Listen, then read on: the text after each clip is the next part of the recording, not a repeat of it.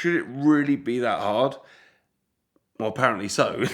Like, that's what I found out to be, is like every time I try and get close to a supercar, I get kicked in the codswallops.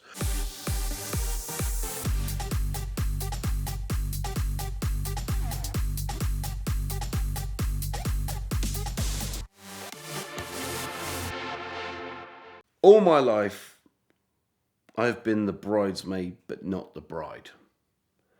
I've always tried so hard to find a supercar that I can afford, but I've always been cut short. I've had Lycan Hypersports, F40s, Diablos, 355, Murcielagos, but it feels like I'm never going to get there. It feels like I'm always missing out on this holy grail item that is a real V8, V12, whatever supercar. Like, I just want one. Should it really be that hard? Well, apparently so. Like, that's what I found out to be, is like every time I try and get close to a supercar, I get kicked in the codswallops. So a buddy of mine who I've known for a long time put a picture of a certain exotic supercar on his Instagram, right? And it was basically a picture of him pushing a supercar onto a trailer, but with no wheels and only two men.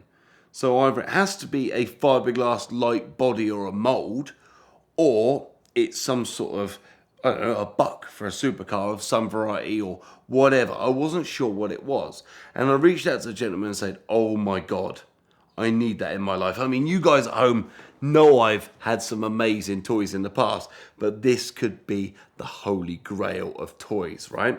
And I'm looking at it going, mate, I want it, I want it, I want it. He goes, I'm really sorry.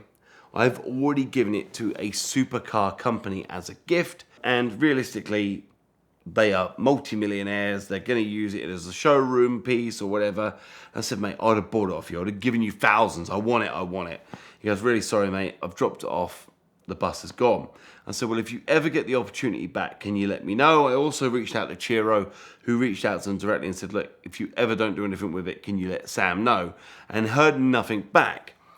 This said company changed the direction of their business and went down a different route and phoned the gentleman and went, hey, mate, this car's in my parking lot. We don't need it. Come and get it. So Ian picks up the phone and goes, Sam, you know a little while ago you said you wanted this supercar body. Do you still want it? I'm like, why, what's up? He goes, well, the company I gave it to as a gift have now thrown it back into my court and said, it's your problem. Can you get out of here? Within an hour, I was on the road and we were going to get it. Like, there's only so often in life you get a phone call to get a free Ferrari LaFerrari. And I'm telling you, this thing is freaking cool. But there is one catch. It is just that. It is a LaFaux Ferrari, I would say. It is definitely not a real car. It definitely doesn't have an engine. It definitely doesn't have seats or an exhaust or real lights or real windows. It is just that. It is a solid buck that happens to look like a real Ferrari, but it's not.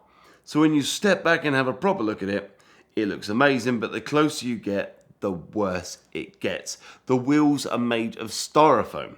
The body is made of wood with filler on top and basically painted over the top. And what I was told is that the car was built to design car parts on. And it's easier to do that with a buck than a real car, and apparently it's cheaper too. So when it comes to designing car parts, and I'm a qualified diagnostic mechanic, I worked at Mercedes for years, there has to be an element of starting with something, yeah? So whether it's a shape or a design or a mounting point or a purpose of that part. Someone paid £250,000, that's over $350,000, to make a buck of a car that has got no use whatsoever. Whether they're trying to put it in the corner and pretend it's under a cover and they've got a LaFerrari as part of their collection, or they're designing parts of it, I don't really see how they can do that. I don't even see a way of designing a headlight or designing a rear light or a bumper or a grille, because every part of this mold is glued together. There's no window lines. There's no door lines. There's no boot lines. There's no trunk lines. You can't see where the headlights mount. There is no real reason I can see for this thing ever being designed apart from being a model or a wind tunnel car, or even maybe something that goes in a showroom to show off how beautiful the lines are on a prototype. Maybe this story that I was told is a complete facade. Maybe someone's trying to barge me off the trail of finding out what it's really for. Was this a wind tunnel car for Ferrari? Was this a prototype for the design, for the actual finished element of the car? Could this be the Holy Grail? Could this buy me a house? For me, this was another step on the supercar ladder. I have had a rolling shell of a Lykan Hypersport that I paid £100 for, and I did all right out of it. I did very well. Ed did a bit better than me, but he did very well. And then I've had other models as well. I've had 355s. All these different replicas are basically a fiberglass body on a running, driving car. And at first sight, when I saw this buck of a car, how can I make that buck a usable car, right? Although I had ideas like we all do about putting it on the wall, or like Ed did with the Murcielago engine making a chandelier, there's so many options, but I've got enough projects and problems sat at home that need love than another issue. And I was very, very fortunate to be given this as a gift. And I don't know if that was a reason because of the legalities of what it is, because it is a LaFerrari in every sense of the word, or the fact that no one else wanted this piece of crap, so I was lumbered with it, which is normally the case when I get a phone call about giving a car for free that no one else wants that happens to be a LaFerrari. It's probably not going to be what it is on the tin. I got it back, looked at it, sent it to Ed, sent it to Freddie. Freddie's like, can I have it? And do you know what? Freddie has helped me out so much in my life. I wouldn't be where I am today if it wasn't for the likes of Freddie and Ed and Rob and Chiro and all these amazing people. And I said, sure, no worries. He goes, it's the second part of the Holy Trinity.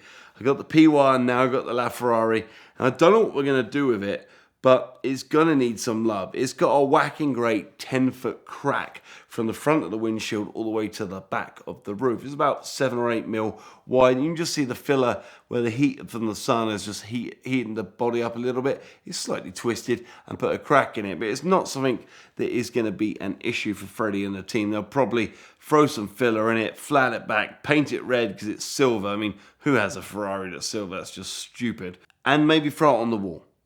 But I'm pretty sure I'd love to take a body mold off it and put the front of it through a wall or something like that. There's got to be some stupid thing that we can do with this stupid car with stupid team members that stupidly buy stuff that we stupidly don't need. Successful car purchasing is all about knowing your buying power and being able to move quickly, and the best way to do that is getting pre-qualified with Premier Financial Services. Call one of these numbers, speak to one of their representatives, fill out their application, and then you'll know exactly how much car you can buy. You'll approach a seller, tell them you're already qualified, you've got your simple lease set up from Premier Financial, and you'll be able to close very, very quickly. That's why Premier is one of the most powerful partners in the world of exotic car financing, and that's why I turn to them every time I go out and try to buy something crazy.